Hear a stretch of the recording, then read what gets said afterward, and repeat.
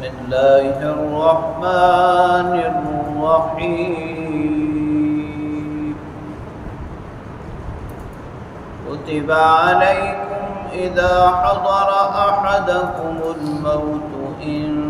ترك خيرا الوصية للوالدين والأقربين بالمعروف حقا على المتقين فمن بدله بعدما سمعه فإنما إثمه على الذين يبدلونه إن الله سميع عليم فمن خاف من موص جنفا أو إثما فأصلح بينهم فلا إثم عليه إن الله غفور رحيم صدق الله وصدق رسوله النبي الكريم سورہ بقرہ کی آیت نمبر 180 تا 182 کی تلاوت آپ نے سماعت کی۔ ترجمہ سماعت فرمائیں۔ کتب علیکم، تمہارے اوپر فرض کر دیا گیا ہے، اذا حضر احدکم الموت، جب تم میں سے کسی ایک کا موت کا وقت قریب ہو، ان ترک خیرا، اگر وہ مال چھوڑ کر جا رہا ہے، الوصیۃ للوالدین والاقربین بالمعروف، کہ وصیت کرے اپنے والدین کے لیے، اپنے قرابت داروں کے لیے دستور کے مطابق،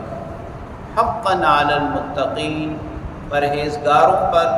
یہ لازم قرار دیا گیا ہے۔ فمن بدلہ بعد ما سمعہ، پس سننے کے بعد جس شخص نے وصیت میں تبدیلی کی، فإنما إثمه علی الذین یبدلون، تو اس کا گناہ تبدیلی کرنے والے پر ہے۔ ان اللہ سمیع علیم، بے شک اللہ تعالیٰ سننے والے جاننے والے ہیں۔ فمن خاف من موص جنفا او اثما، پس جس شخص کو خوف ہو وصیت کرنے والے سے طرفداری کا یا گناہ کا، فاصلح بینہم، وہ ان کے درمیان صلح کرائے، فلا اثم علیہ، تو اس پر کوئی گناہ نہیں ہے۔ ان اللہ غفور الرحیم، بے شک اللہ تعالی بخشنے والے رحم کرنے والے۔ گزشتہ آیت کریمہ میں قصاص کے احکام بیان کیے گئے تھے، اور آج کی تلاوت کردہ آیات میں وصیت کے احکام بیان کیے جا رہے ہیں۔ جب تک وراثت کے احکام نازل نہیں ہوئے تھے، اس سے پہلے وصیت فرض اور لازم تھی۔ اس کے بعد اس آیت کریمہ کے نزول کے بعد سورہ نساء کی آیات نازل ہوئی۔ سورہ نساء کا دوسرا رکوع،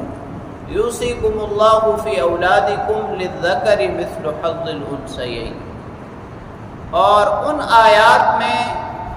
قرابت داروں کے حصے اور ان کا وراثت میں حق واضح طور پر قرآن کریم نے بیان کر دیا، لہٰذا اس آیت کریمہ کے احکام کے لیے